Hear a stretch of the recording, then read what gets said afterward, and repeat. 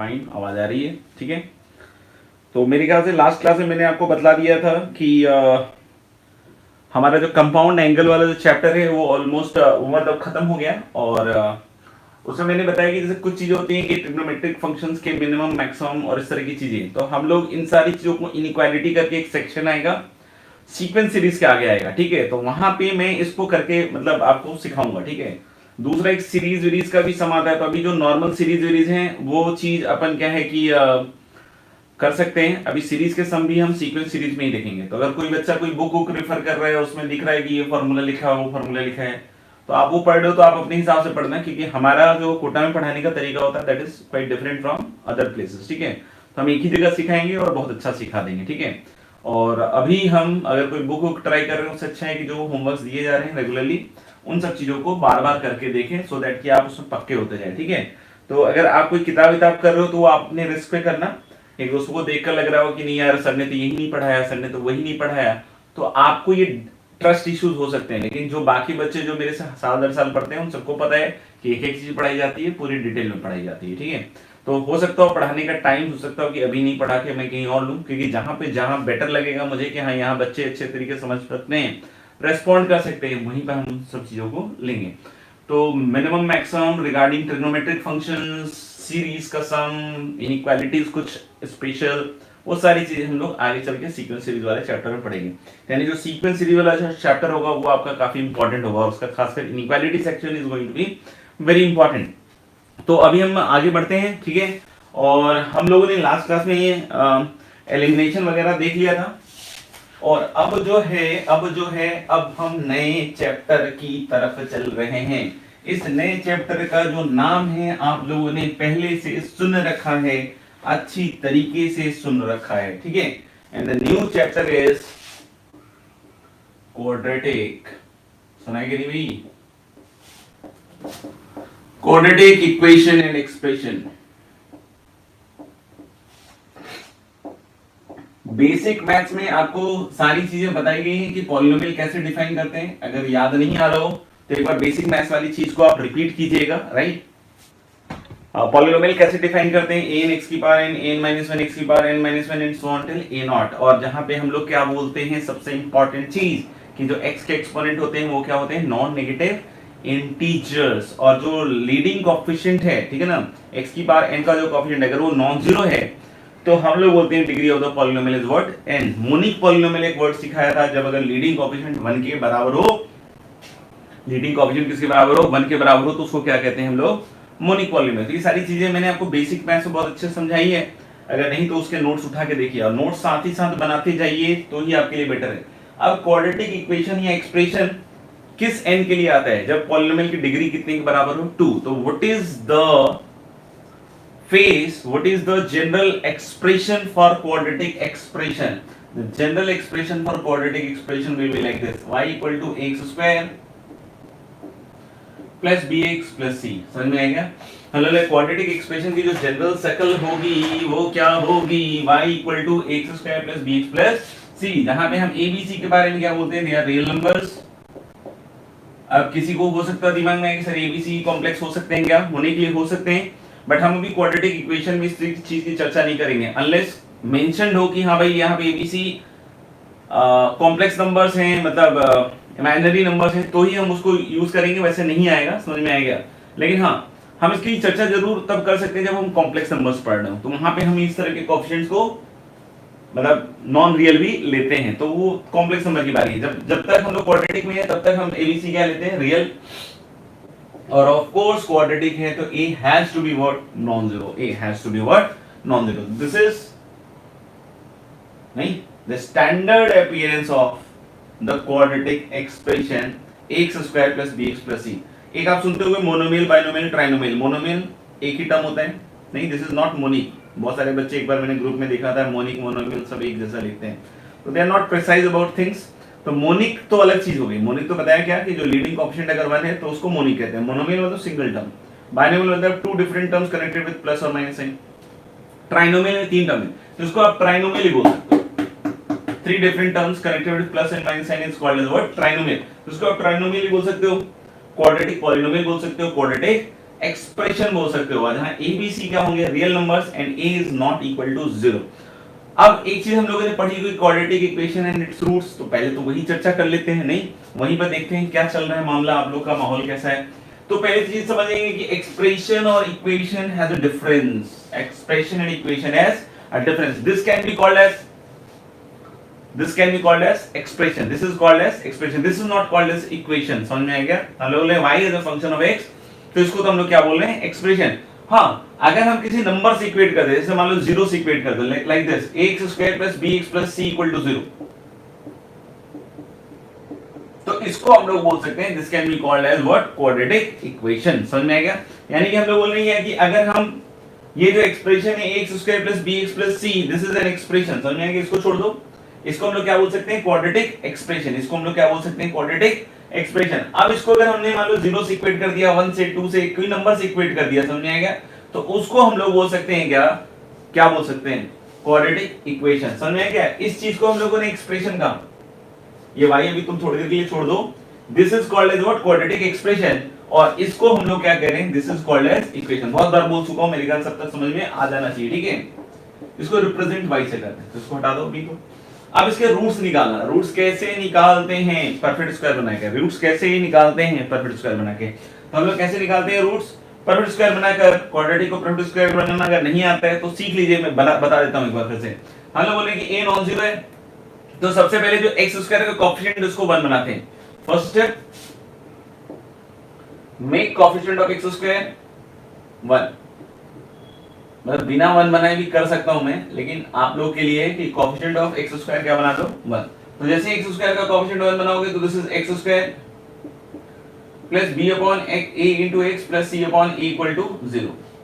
अब जो x² और x वाले जो टर्म्स हैं उसको देखकर हम क्या बनाते हैं, perfect square like this, x plus b upon 2a का होल स्क्वायर, मतलब कोएफिशिएंट ऑफ x का आधा, क्या कोएफिशिएंट ऑफ x का आधा क्या होगा, b अपॉन a का आधा, b अपॉन 2a, तो हम ऐसे परफेक्ट स्क्वायर बनाएंगे, x plus b upon 2a का होल स्क्वायर। अब देखना इसमें होगा क्या, जैसे इसमें एक टर्म तो आएगा x², फिर दूसरा टर्म आएगा 2ab, तो 2x into b upon 2a। ये समझ में आधा क्यों किया था, क्योंकि ये कैंसिल आउट होके फिर से ये वाला टर्म जनरेट कर देता है, क्या, b upon a into x। लेकिन इसमें एक और टर्म आ गया है बच्चों, b² अपॉन 4a²।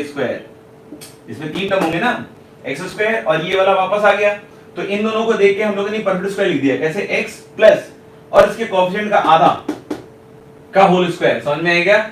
और अब हम लोग लिखेंगे प्लस c बाई a, तो था ही, लेकिन इसमें क्या जुड़ा था, b² अपॉन 4a² एक्स्ट्रा जुड़ा था ना, तो माइनस आप क्या लिखिएगा, minus b² upon 4a² equal to 0।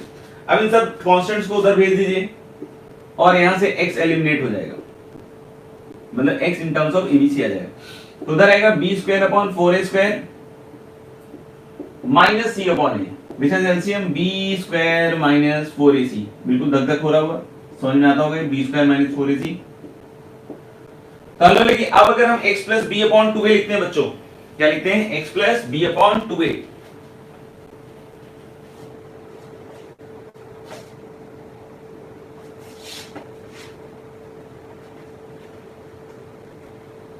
ठीक है।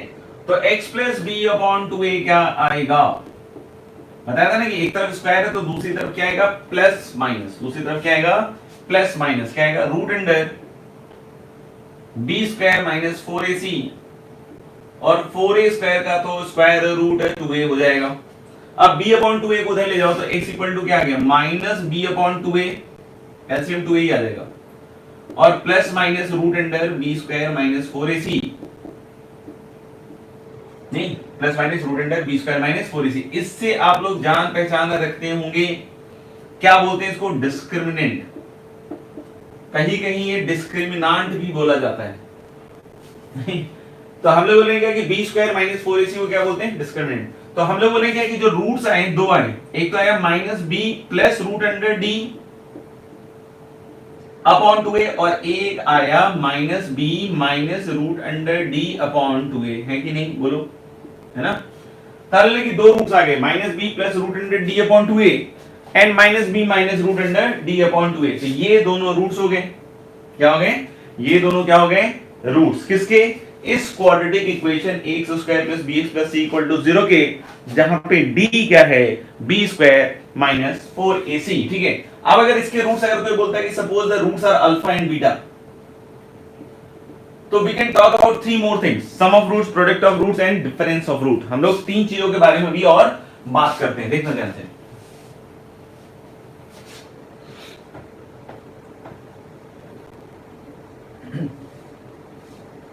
तो लेकिन अल्फा और बीटा जो है इसके रूट्स मान लेते हैं।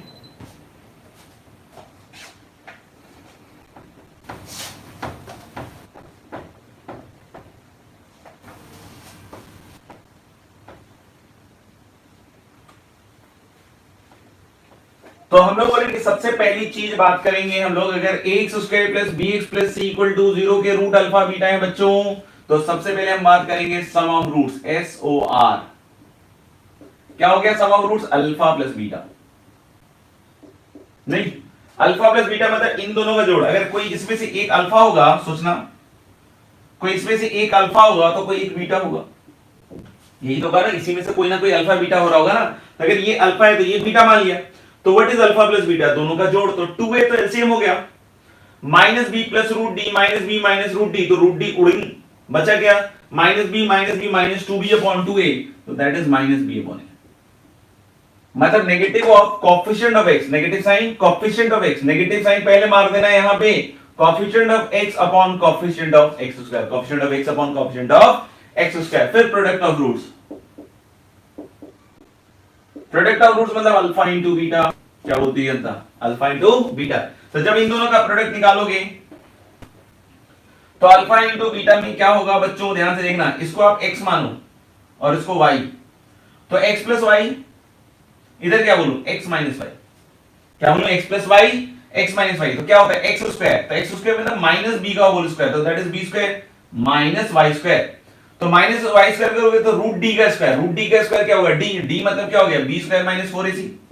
हाँ या ना, देखो ना, कॉमिक बुक की तरफ मत देखना, बार बार मैं बोलता हूं कि पेन पेपर यूज करना। अगर कहीं लग रहा हो ये सब कैसे लिख दिया, अरे पेन पेपर उठाओ, इतने आसानी थोड़ी हो, पेन पेपर उठाओ, देखो क्या लिखा हुआ है, x plus Y into x minus Y. अगर इतना भी नहीं किया तो क्या आईटी की तैयारी की, तो हम लोग इसको लिख के देखें। किसी को लगेगा अरे ये क्या हो गया, कॉमिक्स बुक में तो रखा आ गया, ये तो पिटाई होने लग गई। अरे भाई लिखो लिखो, लिखने से समझ में आएगा, और नहीं तो बल्कि अपना जो घटिया एटीट्यूड है वो जिंदगी भर रखना, कैरी करना। तो माइनस बी का स्क्वायर तो हो गया बी स्क्वायर, और माइनस डी करेंगे तो ये, और नीचे आएगा 4a स्क्वायर। तो हमने B square minus B square गया, और minus minus plus 4ac upon 4a square plus 4ac upon 4a square, तो 4 गया ac upon a square c upon a, यानी कि प्रोडक्ट ऑफ रूट्स क्या आएगा बच्चों? c upon. और next is difference of root. Difference में हम मॉड्यूलस यूज कर रहे हैं, क्योंकि obviously difference is always positive. We don't know which one is greater, alpha is greater, beta is greater, we don't know anything. समझ में आ गया? तो इसलिए मैंने क्या लिखा है डिफरेंस ऑफ रूट में, डिफरेंस ऑफ रूट में क्या लिखा है? अल्फा माइनस बीटा का mod, difference is always what? Positive. तो इसलिए मैंने क्या लिखा है? अल्फा माइनस बीटा का मॉड। अब जब इन दोनों को घटाइएगा, आप देखिएगा ध्यान से, अब लोग लेके फिर आपने अल्फा माइनस बीटा किया, देखना अल्फा माइनस बीटा का मॉड लिया, यही लिख दूंगा मैं इसको। तो ये चीज आएगी, एक तो माइनस मॉडुलस पहले चालू हो जाएगा, minus B plus root D upon 2a, और minus of minus B minus root D upon 2a, ठीक ना? Alpha minus beta. तो हम लोग बोले कि ऊपर क्या आएगा? Minus B plus root D, और ये माइनस माइनस हो जाएगा plus B plus root D upon 2a। हाँ या ना, देखो, तो b इज गॉन, नहीं, root D upon 2 root D upon 2a, तो 2 कट जाएगा, तो रूट डी तो पॉजिटिव होता है, बार बार चिल्ला चुका हूं, रूट डी क्योंकि स्क्वायर रूट है तो इसलिए पॉजिटिव होगा। तो 2 रूट डी की जगह में यार रूट डी, क्योंकि उसको मॉडुलस की जरूरत नहीं है, स्क्वायर रूट अपने आप पॉजिटिव फंक्शन होता है। नीचे क्या आएगा? मॉड। तो यानी कि जो डिफरेंस ऑफ द रूट होगा that is going to be root under D upon mod a. ये भी बहुत इंपॉर्टेंट क्वांटिटी होने वाली है। Sum of roots minus B upon a, product of roots c upon a, and difference of root alpha minus beta का mod is going to be root under d upon mod a। ठीक है, इसको यहां तक लिखिए।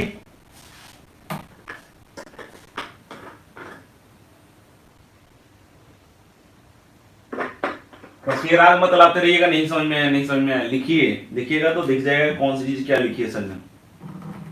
हाँ कुछ calculation mistake हो गया मेरे से अलग बात, लेकिन अभी तक कुछ नहीं हुआ है।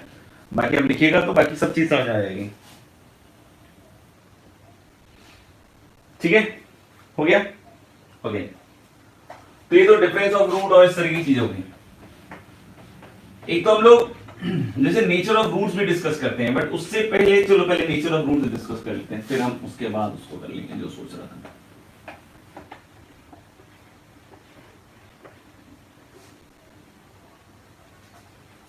तो मेरे ख्याल से सारे बच्चों ने नेचर ऑफ रूट्स तो देखा ही होगा, लेकिन मेरे को बतलाना तो पड़ेगा, तो इसलिए ध्यान से देखिएगा।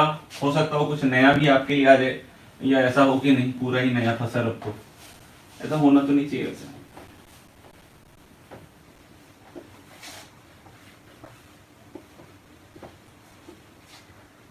ठीक है, तो I have a quadratic equation ax square plus bx plus c equal to 0, जिसमें ऑलरेडी ये कहानी बतलाई जा चुकी है बच्चे बच्चे को कि a b c are real numbers. ध्यान से देख लेना, बाद में मत बोलेंगे सर ये क्या हो गया। and a is definitely what non-zero, a b c are real numbers and a is what definitely non-zero, क्योंकि क्वाड्रेटिक इक्वेशन के साथ डिस्कस कर रहे हैं। इसके रूट्स क्या आए थे भैया, एक रूट था minus B plus root D upon 2a,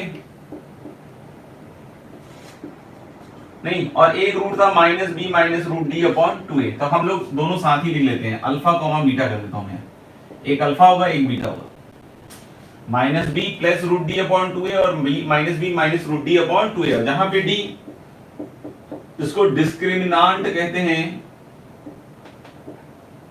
वो कितना आता है बी स्क्वायर माइनस 4ac, कितना आता है बी स्क्वायर माइनस 4ac। अब हम डिस्कस कर रहे हैं nature of root.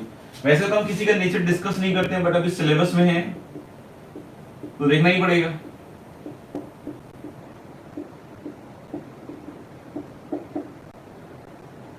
Nature of root, nature of root, nature of root समझ में आएगा। तो आप देखोगे कि जो रूट्स का नेचर है वो मोस्टली जो डी है, डी, क्योंकि एबीसी ऑलरेडी रियल है, उसमें कहीं कोई शक नहीं है, एबीसी ऑलमोस्ट ऑलरेडी क्या है रियल। तो माइनस बी और 2a के बारे में तो कहीं कोई शक नहीं है, वो तो रियल है। लेकिन जो डी है, डी समझ में आएगा, तो D plays a very important role in finding the nature of roots. D is discriminant, right? This is playing a very important role in finding the nature of roots, right? So we are discussing right now the nature of roots. तो पहली चीज मैं क्या बोल रहा हूं, सुनना ध्यान से, if d is greater than 0, if d is greater than 0, अगर डिस्क्रिमिनेंट कैसी क्वांटिटी है बच्चों, ग्रेटर देन 0, डिस्क्रिमिनेंट दिख रहा है b स्क्वायर माइनस 4ac है, ये ग्रेटर देन 0 है। अगर ये ग्रेटर देन 0 है तो स्क्वायर रूट जो होगा वो रियल टर्म्स में पॉसिबल होगा या नहीं होगा, ध्यान से सोच के बताओ। तो हम लोग बोल सकते हैं कि this implies roots are real and distinct। मतलब दो रूट्स होंगे और दोनों क्या होंगे, distinct.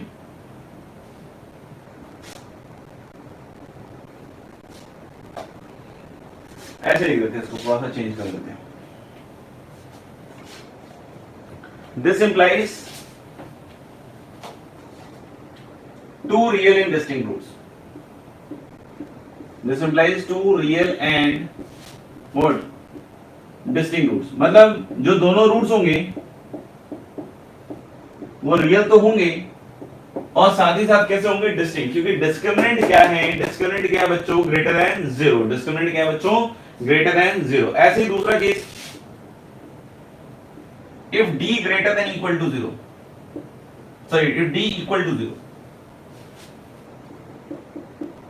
This implies two real and coincident roots।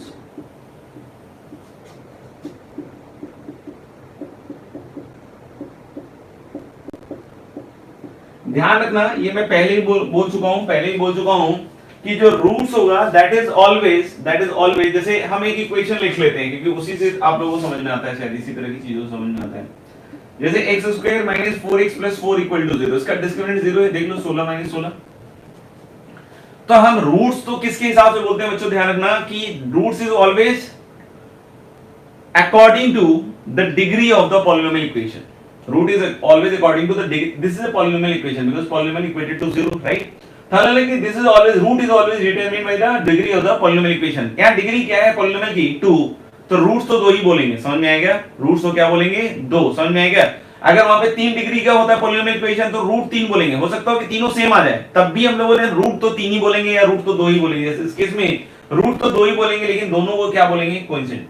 Sometimes it is asked कि सॉल्यूशन कितने होंगे, तो सॉल्यूशन आप एक बोल सकते हो, सॉल्यूशन आप एक बोल सकते हो, but root will be always 2, क्योंकि वो हमेशा किसके हिसाब से बोला जाता है, दैट इज ऑलवेज जो है that is always about what degree of the polynomial equation, that is always according to the degree of the polynomial equation। तो हम लोग बोले रूट तो 2 ही बोलेंगे, 2 रियल रूट्स, लेकिन दोनों रूट्स कैसे होंगे, कोइंसिडेंट। इसको रिपीटेड वर्ड भी यूज करते हैं, this word also is used, which word, repeated, ठीक है ना, two real and repeated roots, two real and coincident root, इस तरह की चीज यूज कर सकते हैं। सॉल्यूशन आप एक बोल सकते हैं लेकिन रूट्स तो आप कितना बोलेंगे, 2, ठीक है ना।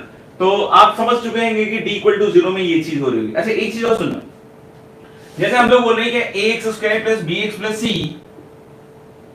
के रूट्स अल्फा बीटा हैं, ध्यान से देखना, हो सकता है कुछ समझ में आ जाए। ax² + bx + c = 0 के रूट्स अल्फा बीटा है। अगर इसके रूट्स अल्फा बीटा हैं तो अगर मैं आपसे पूछूं कि what are the factors of this quadratic, factorization किया क्या भैया, रूट्स पता होता है तो फैक्टर बनाए क्या, सुनना ध्यान से। अब ये भी तुमको लिख के ही दिखाता हूं किसी नंबर के लिए, नहीं तो फिर बोलोगे सर समझ में तो आता नहीं क्या होता है सब। तो x² - 5x + 6 = 0, तो इसके रूट्स क्या है बच्चों, 2 और 3। अब ये मत पूछ लेना कैसे, ठीक है ना। तो x² - 5x + 6 का अगर कहीं फैक्टर करोगे तो एक फैक्टर क्या आएगा, x - 2 x - 3। देखो कहां तक गिरना पड़ता है और उसका समझाना पड़ता है। तो हम लोग बोले ax² + bx + c = 0 के रूट्स हैं क्या, अल्फा एंड बीटा। तो what can we say about this quadratic, इसके 2 फैक्टर होंगे, ये तो पक्का है, क्वाड्रेटिक के तो 2 लीनियर फैक्टर नहीं, तो 2 लीनियर फैक्टर क्या होंगे, एक x - अल्फा, देख लो वहां पे, और एक x - बीटा। 2 सेकंड का समय देता हूं, सोच के बताओ ये सही लिखा है या गलत लिखा है। 2 मिनट या 2 सेकंड, 1 मिनट 30 सेकंड, क्या सही है या गलत है। और कॉपी में जरूर लिख लेना, मन में मत लिखना। अगर गलत आता है आपका तो कॉपी में जरूर लिखना है कि तुमने पहली बार गलत किया था, ताकि आपको पता चले कि अगली बार गलत ना हो। नहीं तो आप क्या करोगे, मूर्ख के मूर्ख रहोगे, आज भी गलत करोगे, कल भी गलत करोगे, परसों भी गलत करोगे, ठीक है। और ये अक्सर देखा गया, एक्चुअली अनसक्सेसफुल होने का आईटी में यही सब तरीका होता है कि बच्चे ये गलत करते हैं, पहले दिन समझाओ, दूसरे दिन समझाओ, वो बार बार ही गलत करते हैं। तो आज अगर पहली बार गलती हो रही है उसको नोटिस करो, लिखो, एरर बुक में लिखो, ताकि आप बार बार उस तरह की गलतियां ना कर पाओ। अपना तो काम है समझाने का, समझ में आए तो अच्छी बात, जिसको भी आ जाए बहुत अच्छी बात। This is wrong, this is wrong, ठीक है ना। क्यों, क्योंकि आप यहाँ देख सकते हैं कि इधर जब आप इसको लिखिएगा, देखना ध्यान से, इधर जब आप इसका प्रोडक्ट लिखिएगा तो x² आएगा, एक तो माइनस अल्फा x आएगा, माइनस बीटा x आएगा, प्लस अल्फा बीटा आएगा, नहीं। और यहां पे इसके आगे क्या लिख सकते हैं आप, x² - alpha plus beta into x plus alpha beta. देखो बिल्कुल लिख लिख के दिखाता हूं, इतना ज्यादा नीचे जाके जनरली लोग करते नहीं है काम, ठीक है ना। फिर भी मैं तुम्हारे लिए बिल्कुल एक एक चीज लिख के दिखा रहा हूं, फिर भी नहीं समझ में आया तो बिल्कुल भगवान मालिक है। अल्फा प्लस बीटा क्या होता है, -b/a। अल्फा प्लस बीटा क्या होता है, -b/a। तो ये माइनस माइनस प्लस हो जाएगा ना भाई। और ये क्या होता है, अल्फा बीटा c/a। तो क्या ये दोनों चीजें आपको सही दिख रही है, नहीं, यहाँ फर्क है। किस चीज का फर्क है, a का। यहाँ पे दिख रहा है ना, अगर a से मल्टीप्लाई करेंगे तब सेट हो जाएगा। ये आपको पहले स्टेप में दिख जाना चाहिए था, मुझे इतना लिखने की जरूरत ही नहीं पड़नी चाहिए। लेकिन बहुत सारे बच्चों को मन में होता है चीज चक्कर करते रहते हैं, अच्छा ए से क्यों मल्टीप्लाई कर दिया, ये क्यों कर दिया। अब देख लो भाई, मल्टीप्लाई करके दिखा दिया कि ये वाली चीज कितनी हो रही है। अब दिख रहा है ए से मल्टीप्लाई करने के बाद ही इसके बराबर जाएगा, ये यही दिख जाना चाहिए था, क्योंकि इधर x² का ऑप्शन 1 है और दोनों चीजें, क्योंकि इसके 2 फैक्टर होंगे, इस बात से तो कोई इनकार नहीं कर सकता। अगर इसके अल्फा बीटा रूट है तो इसके 2 factor x - alpha x - beta तो होंगे, डेफिनेटली होंगे। लेकिन इधर x² का ऑप्शन क्या है, 1, और इधर x² का ऑप्शन क्या है, a। समझ में आएगा। और अगर इधर और इधर बराबर होना है तो x² का कोएफिशिएंट 1 नहीं हो सकता, इधर भी x² का कोएफिशिएंट क्या होना चाहिए, a। तो that's why the correct factorization will be this कि ax² + bx + c must be equal to a into x - alpha into x minus beta. तो जब भी आप इस एक्सप्रेशन को फैक्टराइजेशन फॉर्म में लिखोगे तो सिर्फ ध्यान रखना कि ये नहीं लिख रहे हो आप कोएफिशिएंट ऑफ एक्स स्क्वायर का भी पूरा पूरा ध्यान दे रहे होगे। वहां पे कोई दिक्कत क्यों नहीं आई, क्योंकि एक्स स्क्वायर का कोएफिशिएंट इधर भी 1 था और उधर भी एक्स स्क्वायर का कोएफिशिएंट कितना था 1। तो देख लो एक एक टर्म, अब जैसे इसमें a से मल्टीप्लाई करो देख लो ये आएगा। तो यानी हम लोग बोल रहे हैं क्या कि जब भी आप ax square plus bx plus c को फैक्टराइज करें, आगे चल के हम क्यूबिक भी फैक्टराइज करेंगे, 4 डिग्री भी कर रहे होंगे, लेकिन एक्स स्क्वायर जो हाईएस्ट लीडिंग कोएफिशिएंट है उसका हमेशा ध्यान रखेंगे फैक्टराइजेशन के ड्यूरेशन में। अगर ये बात समझ में आ गई है और जिनसे गलत हुआ था वो जरूर लिखें, गलत एरर बुक में गलत लिखें, एरर बुक बनाइए, एरर कॉपी बनाइए, उसमें लिखिए कि गलत होता है क्यों, क्योंकि जब आगे आप उस पर काम कर रहे हो तो ध्यान रखिए कि वो हमेशा आपका सही होगा, तभी आईटी में सिलेक्शन हो पाएगा। ठीक है, तो दिस इज हो आई होप कि क्लियर। अब हम इसमें क्या बतलाना चाह रहे थे वो अब ध्यान सुनना, ये तो मतलब ठीक है, ये तो पार्ट ऑफ द गेम हो गया। ठीक है, जो मेन चीज बतलाना चाह रहा था मैं वो है, लेकिन ये भी बहुत मेन है, मतलब मेन चीज बताने में भी बहुत सारी चीजें मेन है। अब सुनना, हम लोग बोले थे d इक्वल टू 0 में 2 real and coincident roots, clear. तो हम लोग बोलेंगे देखना अब होगा क्या, जैसे अपने इस पर्टिकुलर केस में जैसे अब रूट क्या हो रहा होगा, ये तो आपको समझ में आएगा ना, रूट अल्फा बीटा होगा तो ऐसा होगा, ठीक है क्या। अब मैं इसमें क्या आपको बताना चाह रहा था, इसको मैं इधर हटा देता हूं, ये सब तो किसी काम का नहीं है, बाकी आप लिख लीजिएगा, अगर आपको किसी को दिक्कत है तो जरूर लिखिएगा, ऐसा नहीं कि कोई काम का नहीं है फिर अपन काम के ना रह जाएं, ऐसा हो नहीं।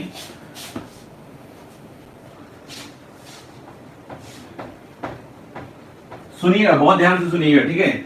अब मैं यहाँ पे क्या कह रहा हूं कि d 0 हो जाएगा तो दोनों रूट रियल और कोइंसिडेंट है, मतलब क्या हो जाएगा, या तो अल्फा अल्फा या फिर बीटा बीटा, मतलब क्या हो जाएगा, या तो अल्फा अल्फा या तो बीटा बीटा। यानी कि इस केस में सेकंड वाले केस की बात कर रहा हूं, इसलिए यहां सेकंड लिख दे रहा हूं मैं, ठीक है ना, सेकंड वाले केस की बात कर रहा हूं इसकी, इसलिए सेकंड। इस केस में जब हम ax square plus bx plus c को फैक्टराइज करेंगे तो किस तरह का a तो आएगा, और दोनों रूट अगर अल्फा लिया आपने, क्यों, क्योंकि दोनों रूट सेम है, तो अभी से याद है कि हम क्या लिखेंगे, x minus alpha into x minus alpha, that is x minus alpha का whole square, that is x minus alpha का होल स्क्वायर। पहले यहां पे समझ लीजिए कि क्या हुआ है, दोनों रूट रिपीटेड है, इसलिए वहां x माइनस अल्फा का क्या आया है, होल स्क्वायर।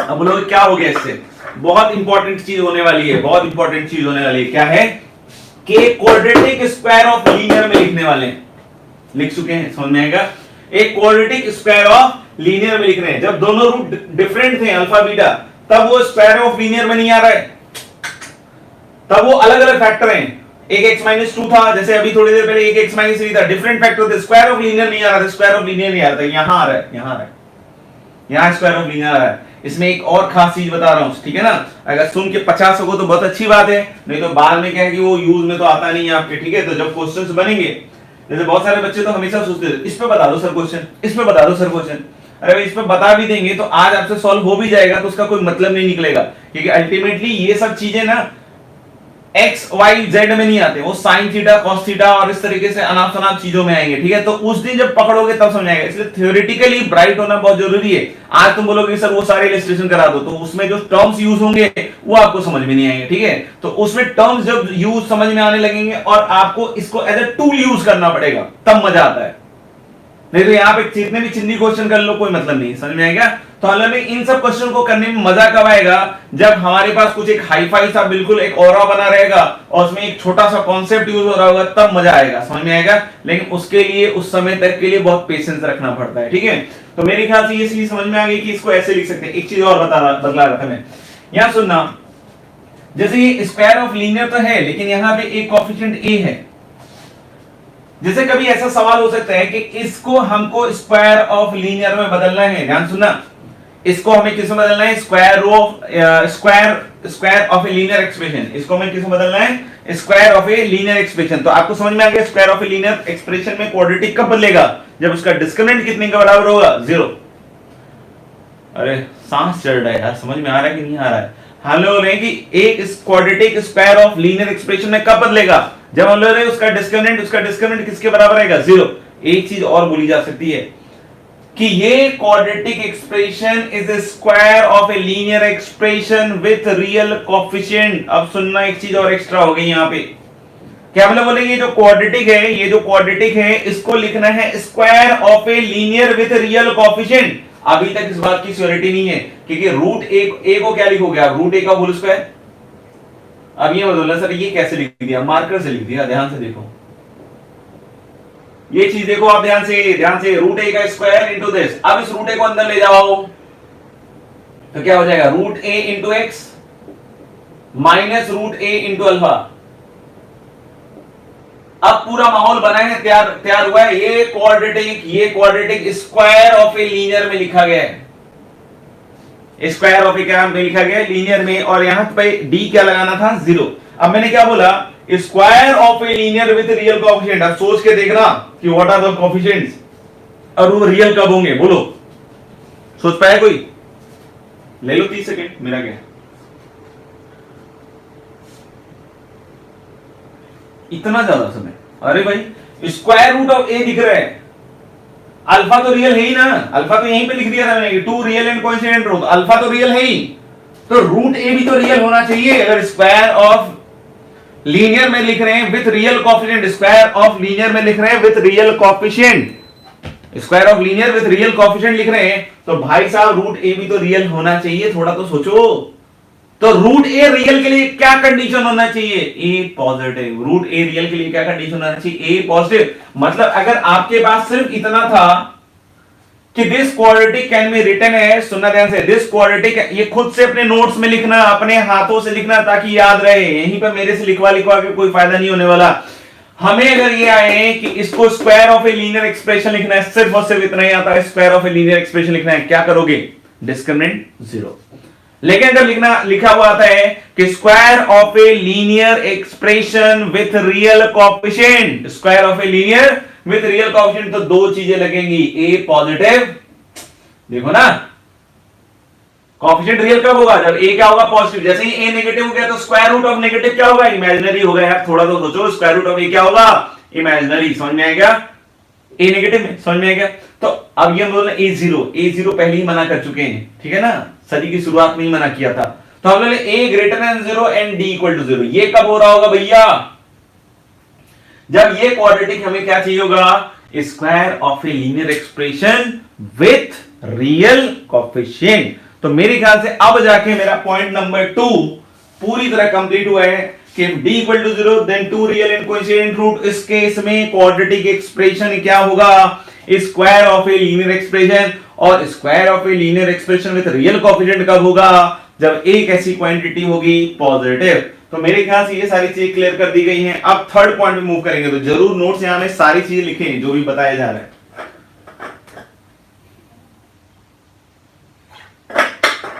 थर्ड आप लोग का फेवरेट, नहीं, डी लेस देन 0। सुनो बाय,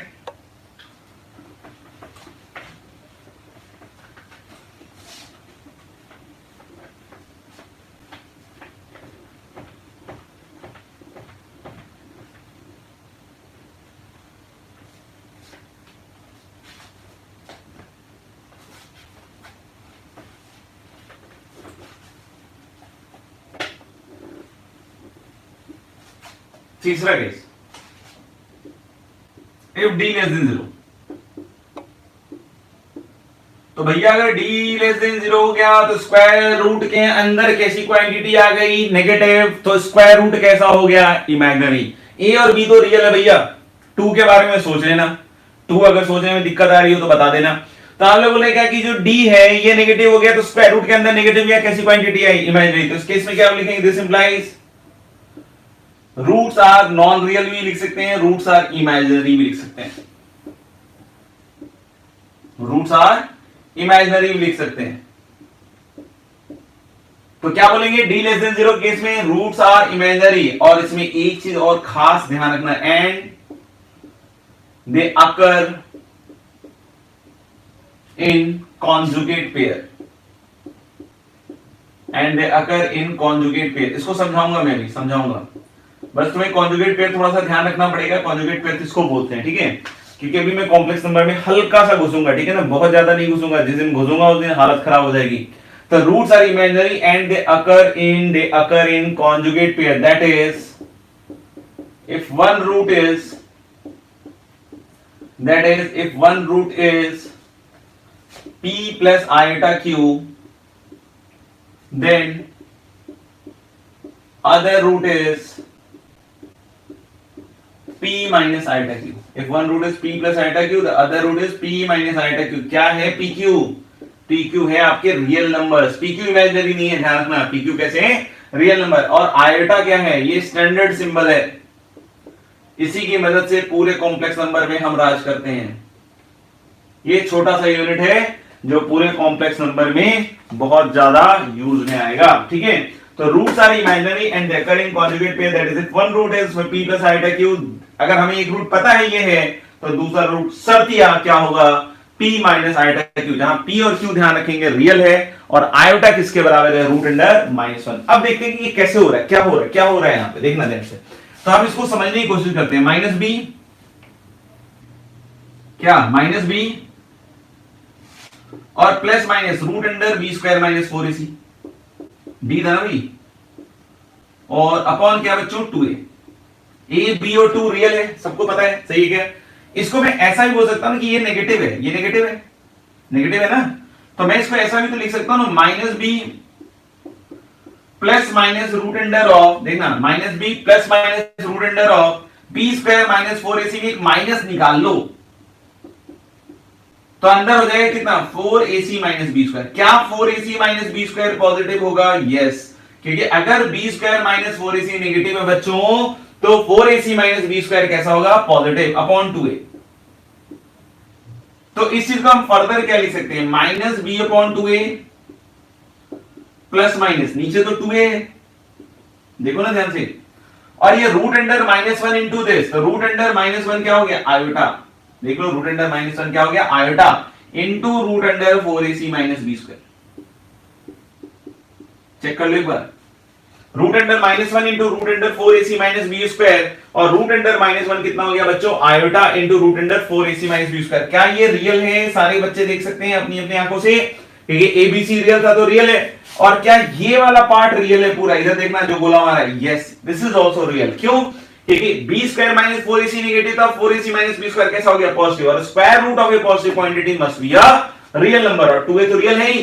तो यानी मैं अगर इसको p बोल दूं और इसको q बोल दूं, तो क्या हो जाएगा? p plus minus iota q। Roots कैसे दिख रहे हैं? p plus minus iota q। p और q मैंने अभी लिखा था ना, कैसे हैं? रियल। तो मैंने माइनस बी अपॉन 2a को p मान लिया, और इसको क्या मान लिया बच्चों? q। इसको क्या मान लिया? q। तो क्या रूट्स आ गए? p plus minus iota q। सबको दिख गया? 2 सेकेंड मैं इसको लिखूं, फिर मैं उसको और थोड़ा सा बोलने की कोशिश करता हूं, ठीक है? लिख लिया तुमने? ओके।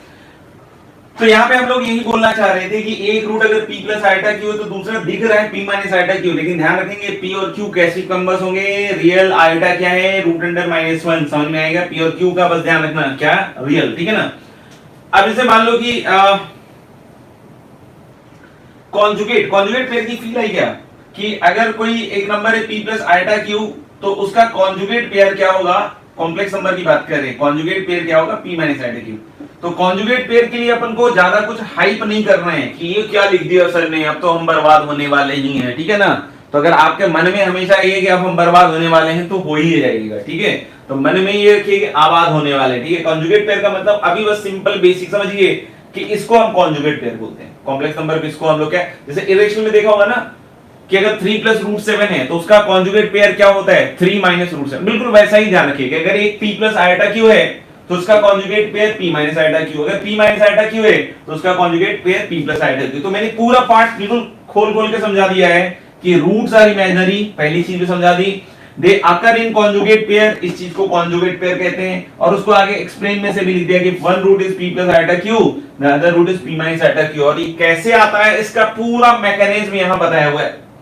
खुद पेन चला के देख लीजिए, आपको बिल्कुल तसल्ली हो जाएगी कि सर बिल्कुल सही कह रहे थे, ठीक है? अब हम अगले चीज पे मूव करते हैं, फोर्थ पॉइंट। अभी तक हम पूरे डिस्कशन में एबीसी को रियल ले रहे थे, समझ में आया? अब हम एबीसी पे थोड़ा अलग कंडीशन लगाएंगे।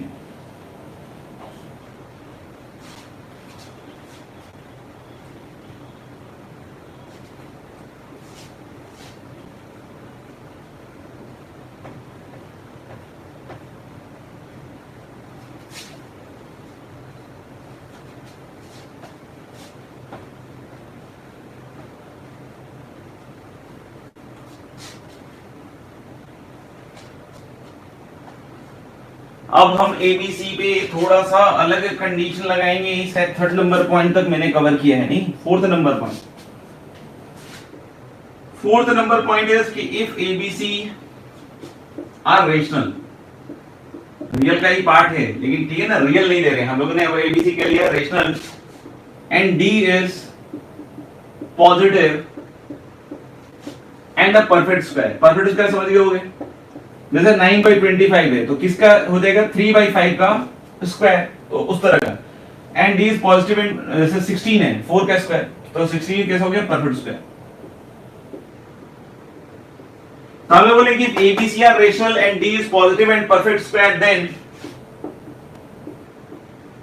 Both roots are rational. Then both roots are rational. But if it is not a perfect square,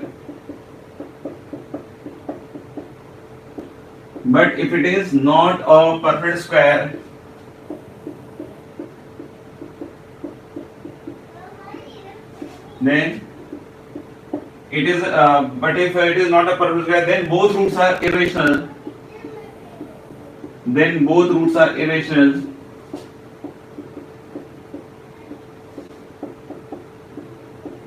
और यहां भी मजेदार बात क्या है, both roots are irrational and will occur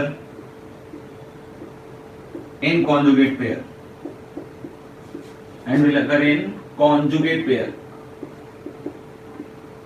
That is if one root is p plus root q, that is if one root is p plus root q, then other root is p minus root q, where p comma q are rational.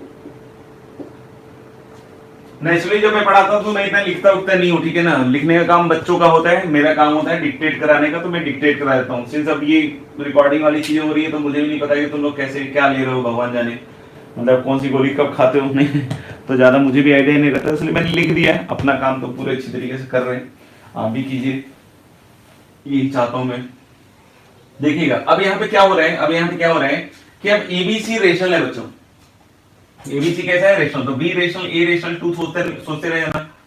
और D मान लो positive या perfect square है, perfect square होते ही इसका square root of perfect square दिख रहा है, माहौल बना देगा, तो square root of D rational हो जाएगा क्या, अगर डी परफेक्ट स्क्वायर है पॉजिटिव है, डी परफेक्ट स्क्वायर है पॉजिटिव है, ध्यान से सुन के बोलना आराम से, डी परफेक्ट स्क्वायर है और पॉजिटिव है तो स्क्वायर रूट ऑफ डी तो रेशनल होगा ना भाई, तो यहाँ माइनस बी रेशनल है, इधर रेशनल आ गया तो रेशनल प्लस माइनस रेशनल तो रेशनल ही होगा, और नीचे भी रेशनल है, तो अल्टीमेटली दोनों रूट्स कैसे होंगे रेशनल। तो ये पहला पार्ट कहता है कि अगर एबीसी रेशनल है बच्चों, अगर एबीसी कैसा है rational and D is positive and perfect square, then both roots are rational, this will be the conclusion कि both roots are rational. But if it is not a perfect square, लेकिन अगर ये perfect square नहीं है, ये perfect square नहीं है, तो ये तो स्क्वायर रूट ही रहेगा ना हमेशा, तो रूट्स कैसे हो गए इरेशनल, क्योंकि ये तो रेशनल ही था, ये तो रेशनल ही था ना, और ये इरेशनल हो गया, तो कैसे रूट्स हो जाएंगे इरेशनल। अब इसको थोड़ा सा और बाइफरकेट करके देखो, माइनस बी अपॉन 2a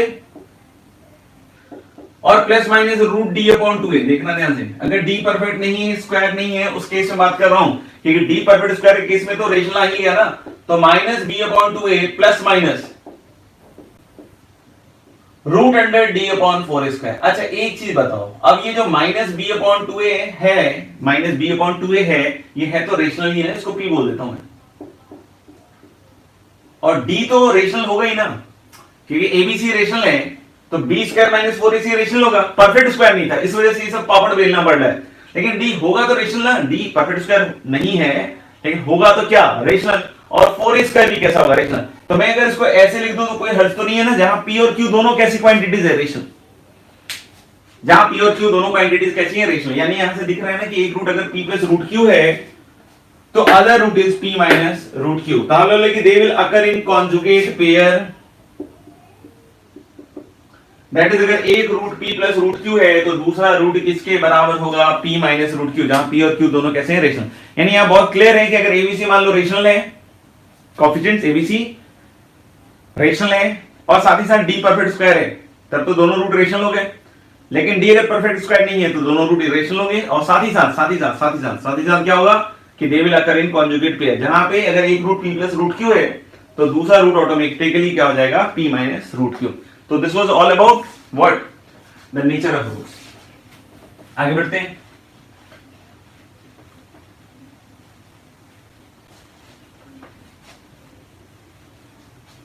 आगे हम लोग देख रहे हैं फॉर्मेशन ऑफ क्वाड्रेटिक इक्वेशन। अगर रूट्स अल्फा बीटा दिए हुए हैं तो how can we form the equation.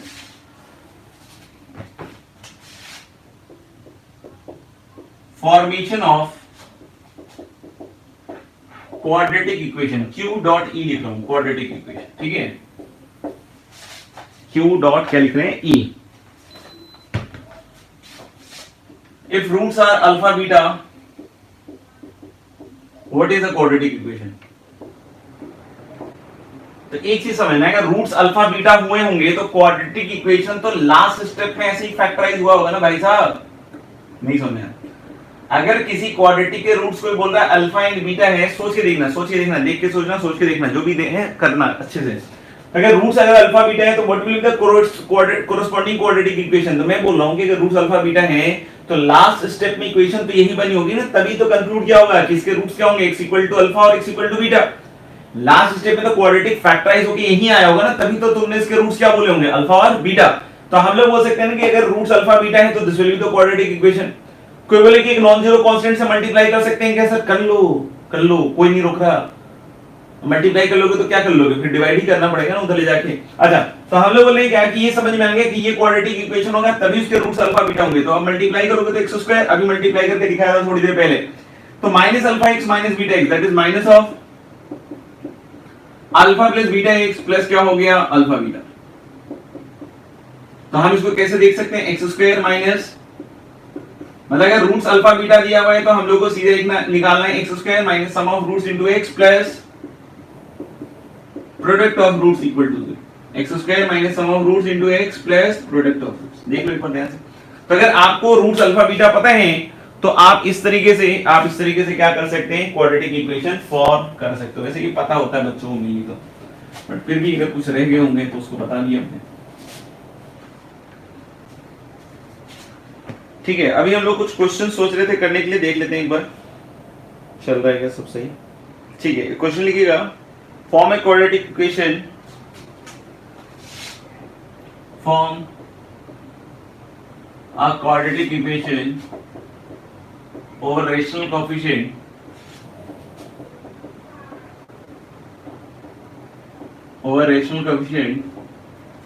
whose one root is form a quadratic equation over rational coefficient whose one root is, चार अलग अलग पार्ट्स हैं, ये नहीं कि चारों को मिला के एक ही बना देना, नहीं, देयर आर 4 डिफरेंट पार्ट्स। एक है cos 36 डिग्री, करना चालू कर दो। एक क्वाड्रेटिक इक्वेशन है जिसके कोएफिशिएंट रेशनल है और उसका एक रूट दिया हुआ है cos 36, तो वो बताओ इक्वेशन, हर केस में अलग बताना है। tan पाई बाई 8 और एक है cos स्क्वायर पाई बाई 8। करो,